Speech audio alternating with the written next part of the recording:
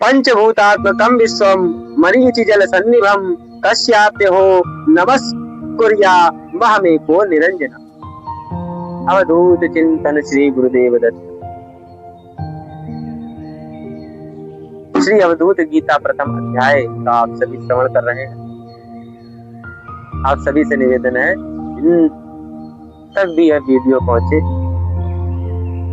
जो भी ये श्रवण और दृश्य देख रहे हैं, सभी से निवेदन है कि चैनल को सब्सक्राइब करें और ज्यादा से ज्यादा मात्रा में शेयर करें, जिससे अधिक से अधिक लोग इस चैनल के माध्यम से भगवान दत्तात्रेय कृत अवधूत गीता का सार श्रवण कर सके। अवधूत चिंतन श्री गुरुदेव दत्त। पंचभूतात्मकं विश्वं मरीचि जल सन्निभं कस्याप्यहो नमस्कुर्या महमेको निरंजन। यह विश्व 5 भूतों का समुदाय है, जो मृग तृष्णा के जल के समान मिथ्या भी है। मैं एक ही निरंजन निर्दोष हूँ, फिर मैं किसको नमस्कार करूं। भगवान दत्तात्रेय कहते हैं, दत्तात्रेय जी को आत्मबोध हुआ, जिससे उन्होंने जाना कि आत्मा और ब्रह्म एक ही है। ब्रह्म की ही भांति आत्मा भी निर्दोष है, उसमें किसी प्रकार का मल अथवा विकार है ही नहीं, वह पूर्ण है। तथा यह संपूर्ण विश्व 5 भूतों पृथ्वी, जल, अग्नि, वायु, आकाश का समुदाय मात्र है, जो वास्तविक नहीं है, बल्कि मृग तृष्णा के जल के समान मिथ्या है, जिससे किसी की प्यास बुझती नहीं। लोग हैं जो इन सांसारिक वस्तुओं के भोगों में अपना सारा जीवन व्यतीत कर देते हैं, किंतु न इनसे उन्हें शांति मिलती है, न आनंद, इसलिए यह मिथ्या है। एक ब्रह्म ही सत्य है, जिसके ज्ञान से मनुष्य को परमानंद की अनुभूति होती है, तथा वह जीवन मरण के चक्र से सदा के लिए मुक्त हो जाता है।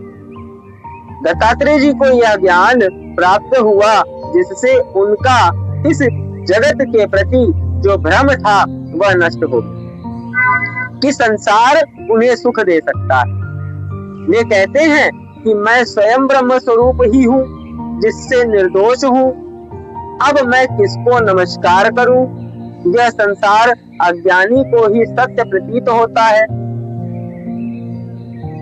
तथा मृग तृष्णा के जल की भांति इसमें सुख ढूंढता है, किंतु मिलता नहीं। वह अंत में अपने प्राण ही गवा देता है, इसलिए यह मिथ्या है। आत्मैवं केवलम सर्वं भेदा भेदो न विद्यते अस्ति नास्ति कथं ब्रूयाम विस्मयः प्रतिभाति में। अर्थात यह आत्मा ही सर्वरूप है तथा केवल है, जिसमें भेद और अभेद विद्यमान नहीं है। इसे मैं है अथवा नहीं है किस प्रकार कहूं? मुझे यह आश्चर्य रूप प्रतीत होता है। दत्तात्रेय भगवान यहाँ आत्म स्वरूप का वर्णन करते हुए कह रहे हैं कि यह आत्मा ब्रह्म स्वरूप ही है, जो सर्वरूप है। आत्मा ब्रह्म स्वरूप है, जो सर्वरूप है। यह संपूर्ण सृष्टि इसका फैलाव मात्र है, इसी की अभिव्यक्ति है। संपूर्ण सृष्टि में एक ही आत्मा व्याप्त है, इसलिए यह सृष्टि केवल आत्मा ही है, जिसमें अन्य कोई विजातीय तत्व है ही नहीं, इसलिए इसमें कोई भेद ही नहीं। भेद होने पर भी अभेद सिद्ध करने के प्रमाण देने पड़ते हैं। भेद होने पर ही अभेद सिद्ध होने के प्रमाण देने पड़ते हैं, किंतु जब मैंने प्रत्यक्ष देख लिया कि यह आत्मा ही सर्वरूप है, तो फिर इसे अभेद सिद्ध करने की आवश्यकता ही नहीं है। शास्त्र आस्ति नास्ति की बातें कहते हैं। कोई कहता है आत्मा है, कोई कहता है आत्मा नहीं है। कोई कहता है आत्मा ईश्वर से भिन्न है, कोई कहता है यह अभिन्न है। भिन्न प्रतीत होने पर ही उसे अभिन्न कहा जाता है। जैसे शरीर के भिन्न भिन्न अंगों को शरीर से अभिन्न कहा जाता है, भिन्न भिन्न अंगों को शरीर से अभिन्न कहा जाता है। शरीर के अलग अलग अंगों को कहा जाता है, किंतु शरीर के अलग अलग अंगों को शरीर से अलग नहीं कहा जाता, क्योंकि वे अलग अलग प्रतीत होते हैं। शरीर के अंग अलग अलग प्रतीत होते हैं, किंतु यह आत्मा सृष्टि के विभिन्न अवयवों का जोड़ मात्र नहीं है, जिससे इसे अभिन्न कहा जाए। यह एक ही है, जिससे इसे है अथवा नहीं है ऐसा नहीं कहा जा सकता। यह आश्चर्य रूप प्रतीत होता है। एक ही होने से इसमें अन्य की कल्पना ही नहीं की जा सकती। वेदांत सार सर्वस्वम ज्ञान विज्ञानमेव च अहमात्मा निराकारः सर्वव्यापी स्वभावतः। अर्थात वेदांत का सार ही हमारा सर्वस्व है और वही ज्ञान एवं विज्ञान है। मैं आत्मा हूं, मैं निराकार हूं तथा स्वभाव से ही सर्वव्यापी। भगवान दत्तात्रेय व्याख्या करते हुए कहते हैं, वेदांत इस सृष्टि का सर्वोच्च ज्ञान है, जिसका सार अद्वैत है। इस संपूर्ण दृश्य जगत के दो रूप दिखाई देते हैं, एक है जड़ पदार्थ और दूसरा है चेतन जगत, जिसमें सभी जीवधारी एवं मनुष्य आते हैं। तीसरा रूप ईश्वर है, जिसने सृष्टि बनाई, उस पर मनुष्य को पैदा किया तथा वही ईश्वर अपने आदेशों से इसका संचालन भी कर रहा है। बिना उसकी इच्छा एवं आज्ञा के एक पत्ता भी नहीं हिलता। इस प्रकार इस सृष्टि के तीन रूप हो जाते हैं, प्रकृति जो जड़ है, जीव जो जड़ एवं चेतन का संयुक्त रूप है तथा ईश्वर जो केवल चेतन स्वरूप है। इन तीनों के सह संबंधों को लेकर संसार ने विभिन्न धर्मों को जन्म दिया। मनुष्य की कल्पना की उड़ान जहां तक जा सकी, मनुष्य की कल्पना की उड़ान जहां तक जा सकी, उसके अनुसार ही इनकी भिन्न भिन्न व्याख्याएं दी। किसी ने ईश्वर को सर्वे सर्वा मानकर उसको स्वर्ग में बिठा दिया, उसे एक सम्राट का रूप दे दिया।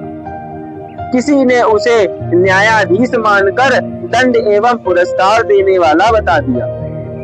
किसी ने उसे मालिक एवं मनुष्य को गुलाम कह दिया। किसी ने ईश्वर के अस्तित्व से ही इनकार कर दिया एवं कह दिया कि इस प्रकार की कोई सत्ता है ही नहीं, यह मनुष्य की कल्पना मात्र है। इन सब मान्यताओं से ऊपर वेदांत ने अद्वैत को प्रतिष्ठा दी, जो सभी धर्मों एवं मान्यताओं का सार है। इससे ऊंचा कोई भी ज्ञान दुनिया में नहीं। वेदांत के अनुसार यह संपूर्ण जड़ चेतनात्मक जगत उस एक ही पर ब्रह्म तत्व की अभिव्यक्ति, उसी का प्रसार एवं फैलाव है। इसलिए यह संपूर्ण सृष्टि ब्रह्म ही है, उससे किसी प्रकार भिन्न नहीं। जैसे स्वर्ण से आभूषण एवं मिट्टी से घड़ा भिन्न नहीं है, उसी प्रकार यह जगत ब्रह्म से भिन्न नहीं है। भिन्नता की प्रतीति अज्ञान के कारण ही होती है। ज्ञान प्राप्ति पर इनमें एकत्व दिखाई देता है। यह एक ही ब्रह्म सृष्टि के विभिन्न रूपों में से कैसे अभिव्यक्त होता है, यह जानना इसका विज्ञान पक्ष है। तथा उस ब्रह्म का अनुभव करना, उसे जानना, इसका ज्ञान पक्ष है। इस प्रकार इस संपूर्ण ज्ञान के ज्ञान एवं विज्ञान नाम से दो प्रकार हो जाते हैं। वेदांत इन दोनों की समुचित व्याख्या करता है, जिससे संपूर्ण सृष्टि का रहस्य ज्ञात हो सकता है। इस सूत्र में भगवान दत्तात्रेय कहते हैं, इस सृष्टि का पूर्ण ज्ञान वेदांत है, जिसका सार अद्वैत है। वही मेरा सर्वस्व है। मैं इसके अतिरिक्त अन्य किसी को मान्यता नहीं देता। ज्ञान एवं विज्ञान का जो स्वरूप वेदांत ने बताया है, उसके सिवाय अन्य कोई भी ज्ञान नहीं, वही पूर्ण ज्ञान है। इसके अनुसार मैं स्वयं शरीर, मन, बुद्धि आदि नहीं, बल्कि पूर्ण चेतन आत्मा हूँ। आत्मा एवं परमात्मा ब्रह्म में चूंकि कोई भेद नहीं है, इसलिए मैं निराकार भी हूँ तथा ब्रह्म की ही भांति सर्वव्यापी भी हूँ। सर्वव्यापकता आत्मा का स्वभाव है।